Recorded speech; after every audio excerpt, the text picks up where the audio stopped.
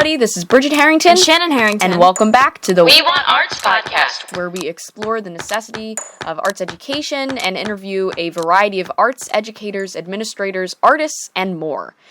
Today, we are so excited to be joined by Jean Lachowicz, the executive director of Todd Rundgren's Spirit of Harmony Foundation, which Broadway Arts Reach is partnered with.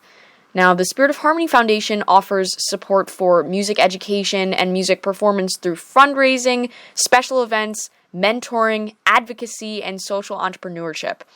Jean has worked for a variety of nonprofits in the Chicago area, and she is a graduate of DePaul University. Well, Jean, thank you so much for being with us here today over the phone. We are just so excited to talk with you today. I've got Shannon here with me as well today. Hi, Jean. Hi there. It's such a pleasure to be here. Thank you. Well, Jean, Shannon and I just love the Spirit of Harmony Foundation. I first met Todd Rundgren 2 years ago as a freshman at the University of Notre Dame during his Play Like a Champion concert. I was able to sing a duet with him. I sang A Dream Goes On Forever with him. And that is how I was first introduced to the Spirit of Harmony Foundation, which obviously is a national organization that advocates for music education for children in public schools, but it does so on a grassroots level. So can you tell us a little bit more about the foundation and what you do as the executive director? Sure, I'm happy to. The way the foundation started, I think, is very indicative of where we are now, even though we've evolved quite a lot. And the story goes back to 2011 when the earthquake and tsunami hit Japan. What happened at that point is Todd had a very active fan base on social media, and he has a lot of fans in Japan. He's very popular in Japan. And so as we were watching the news coming in on March 11th, 2011, so many of us just wanted to do something for our brothers and sisters who are all Todd fans. We're all one big happy family. And Ed Victor, who has been a friend of Todd's for a very long time, he posted on Facebook that, wow, it would be great if we could do something. Who wants to do something? Who wants to get involved? And I hadn't met anybody. At that point, I hadn't met Todd. I hadn't met many of the fans at all. I had just been a fan since 1968, but I hadn't met anyone. So I was really shy, and I was hoping someone else would chime in and say, I'll help. But no one was chiming in the way that it needed to do some actual serious fundraising. And I had been doing that. I've been a nonprofit person my entire career. So I raised my little hand and I wrote a note to Ed and I said, I can help.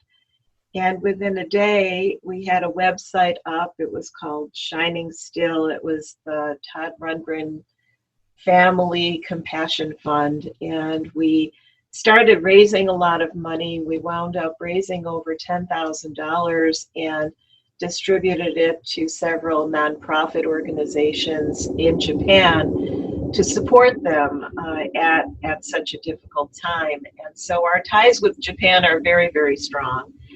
But moving fast forward, then Todd's former keyboardist got sick, had cancer, and the fans started wanting to do some fundraising for him. And we used the vehicle of this kind of ad hoc fundraising organization to raise some funds there. And then when we were getting ready to do Todd's 65th birthday it was near New Orleans, between Baton Rouge and New Orleans, people started coming to me and Ed and started saying, well, what are we going to do to give back to the community? And So we started looking around, and I was snooping around all of the various nonprofits in the New Orleans area and found the youth orchestra of the lower Ninth Ward and met with their executive director by phone. And we just bonded, and it was like this perfect situation that we would be supporting a music program in an area of tremendous need. And so fast forward there, we raised a lot of money for that group. And then when we were all in New Orleans, we got into 3 big buses and headed down to the lower Ninth Ward. And the little kids were playing, and they played Todd's Bang the Drum All Day, all on strings. And he was so touched, and everyone was so moved, and we all felt that we wanted to do something more. And Todd was very interested then in formalizing this philanthropic work that we were doing.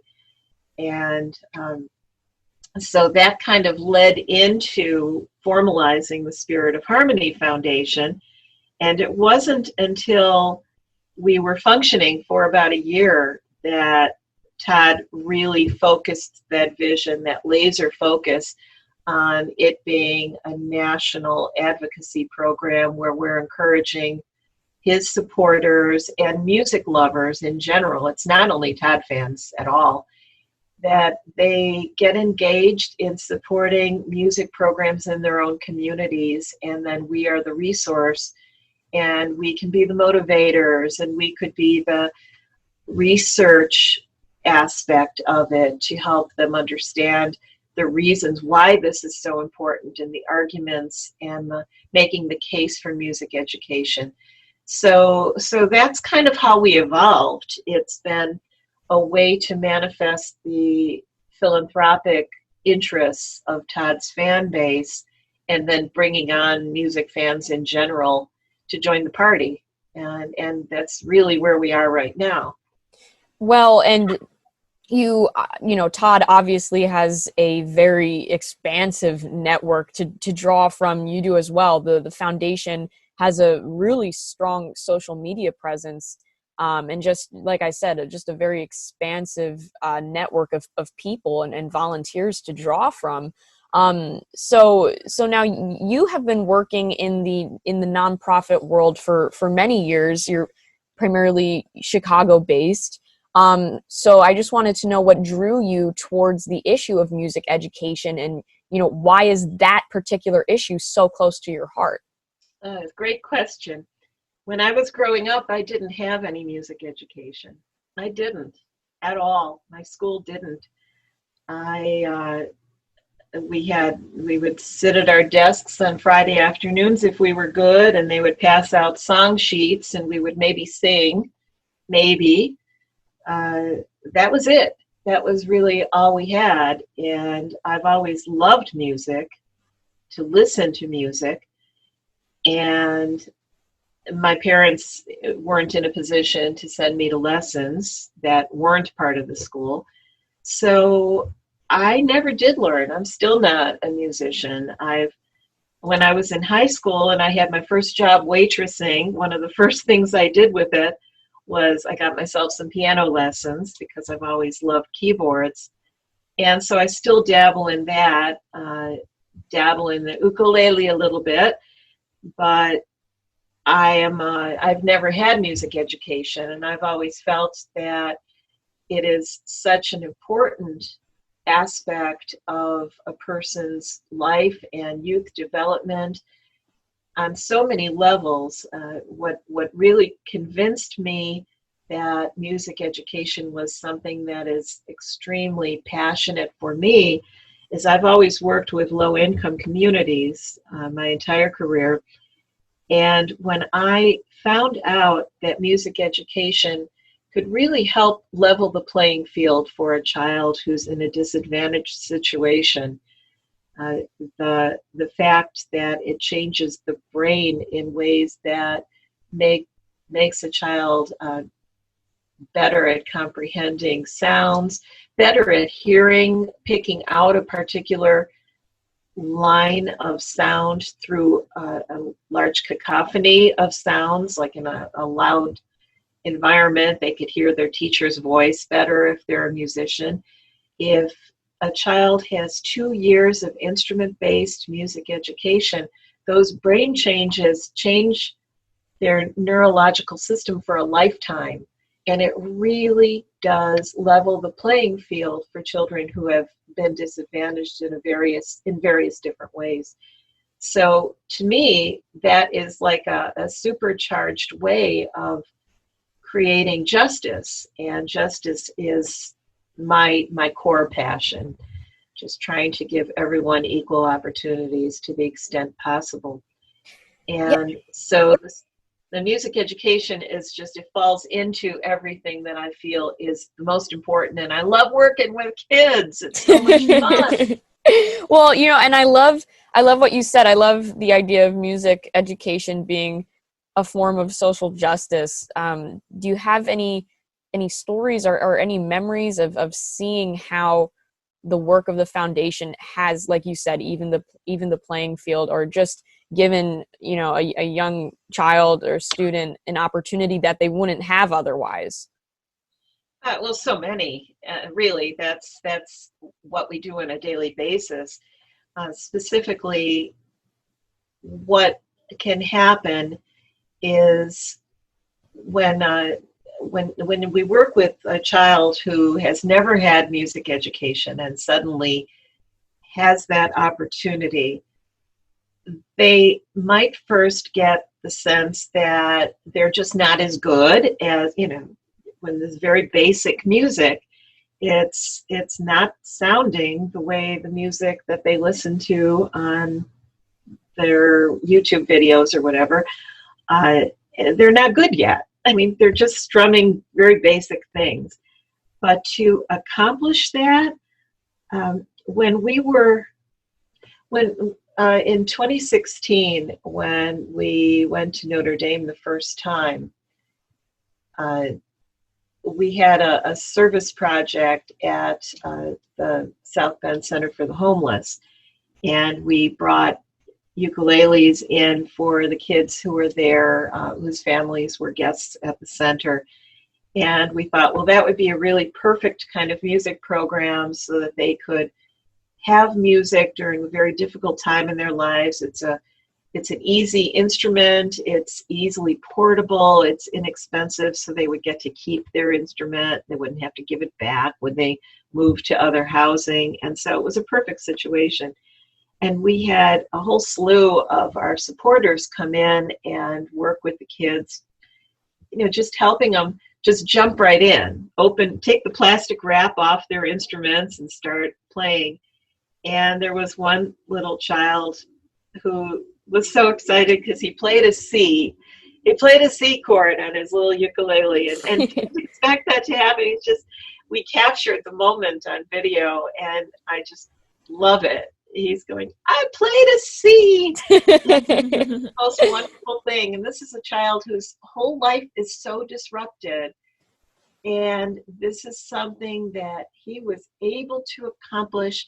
And then the other piece of it that's so important with music education that we see all the time is someone other than the child's immediate caretakers cares about that child.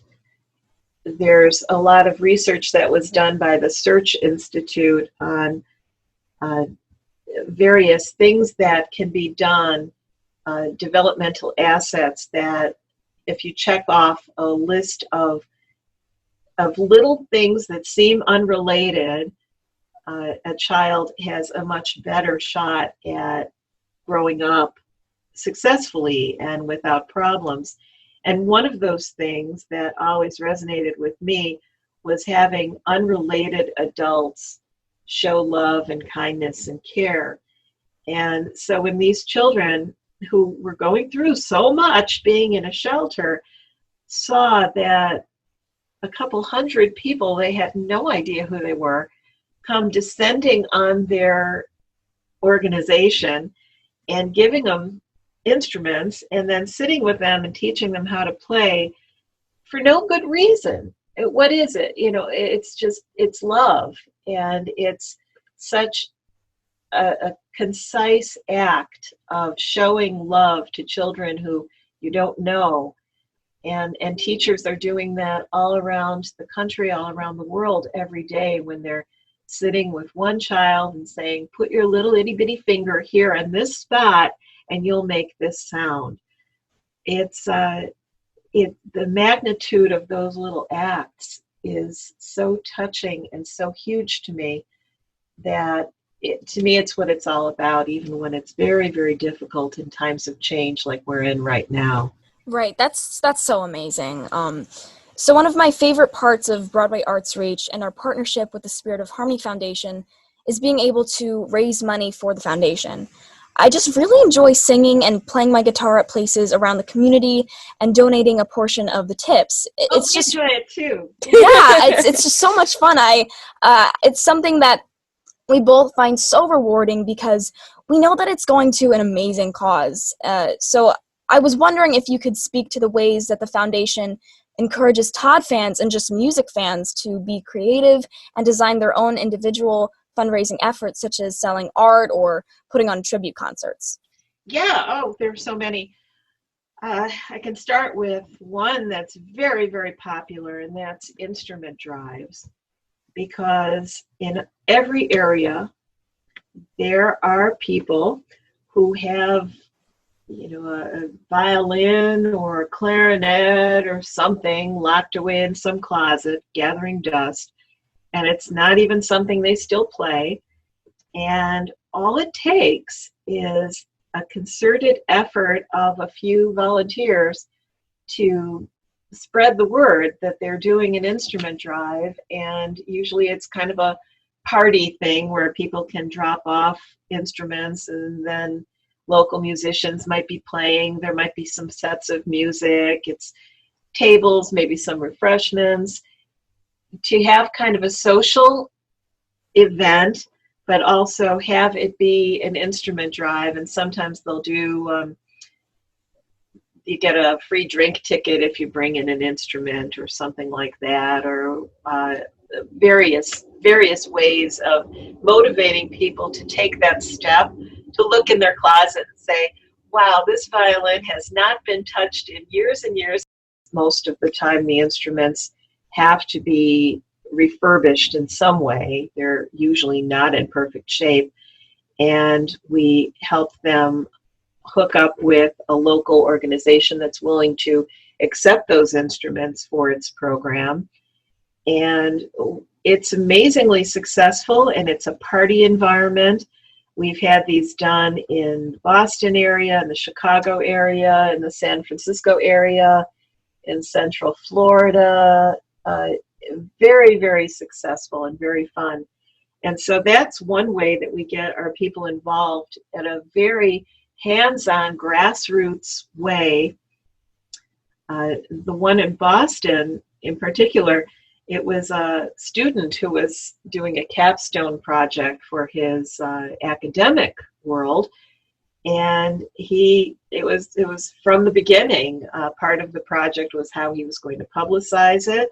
He set up a little booth at a farmer's market every Saturday, and people knew that he was going to be there, and they would bring instruments. It was really awesome, and he wound up with 143 instruments that he then donated. We have a contact in Connecticut that really needed instruments, and so we worked out that exchange. And so that's a wonderful grassroots way. But we also have our people get involved in anything from they attend local school council meetings, or just to find out what the school down the street does. One thing I like to recommend if someone doesn't know where to start is I ask them if there's a public school nearby their house, and there always is. There's a public school somewhere. And then I'll say, well, why don't you give them a call and ask to speak with their music teacher? And if you get through to a music teacher, say, well, what can I do as someone who lives in the neighborhood to help support your program? And if there is no music teacher, then that's a wonderful entree to say, why not? And it's a way to start getting involved that could ultimately lead to going to school council or parent council meetings to use our advocacy toolkit to learn all the really solid scientific reasons why music is an essential part of education, and why a school that is not offering music is shortchanging its students in a very real way that can't be made up in any other way. So it's a very compelling way for a local person to get involved directly to the extent that they care to. And then sometimes it's much more passive. It's, how about if you just attend their holiday concert or their spring concert? Just show up, buy a ticket for $3 and sit there and clap for the kids and let them see that someone who maybe isn't a parent cares about them and wants to support what they're doing. So it could be anything from cheering them on when they're in a parade, to going to an event, to actually advocating or to supporting their individual program, and everything in between. So we have people who are involved in small but important ways, and people who are involved in tremendous ways, advocating with local politicians, saying that this is really important. I'm a constituent and this is important to me. I want you to know that I really want the kids in my area to have music education. And so it's sometimes incremental steps. You get your feet wet by doing a few things or seeing the kids play and letting it grab your heart, and then making sure that you become that advocate, and you in your social interactions and your professional interactions say, yeah, this is what I do. I believe in music education for children. And that's how we move the needle. That's how we make people understand that we're weighing in, we're saying that this is important to us, and we believe it should be important to everyone and is an essential part of education. Well, Jean, thank you so much. Yes, thank you so much. Oh, it's so my pleasure. I could talk about this subject for days. So Yeah, we very much admire and respect the work that you do for this amazing foundation. And you know, we're just so grateful to know you and you know, Spirit of Harmony. We are so excited to continue working with everybody in the future, and you know, we can't thank you enough for the work that you do. And I thank you for your support. And Brigid, you were so cute on stage with Todd. Oh, Adorable. It was just adorable. I love that video. the We Want Arts podcast, hosted by me, Brigid Harrington, and produced and edited by my sister, Shannon Harrington. Original music by Shannon Harrington. If you haven't done so already, follow Broadway Arts Reach on Facebook and check out our website at broadwayartsreach.org. That's Broadway, ARTSREACH. Also, follow my sister and I on our social media pages on Facebook and Twitter. Thanks so much for listening, and we hope you'll be back soon. Bye!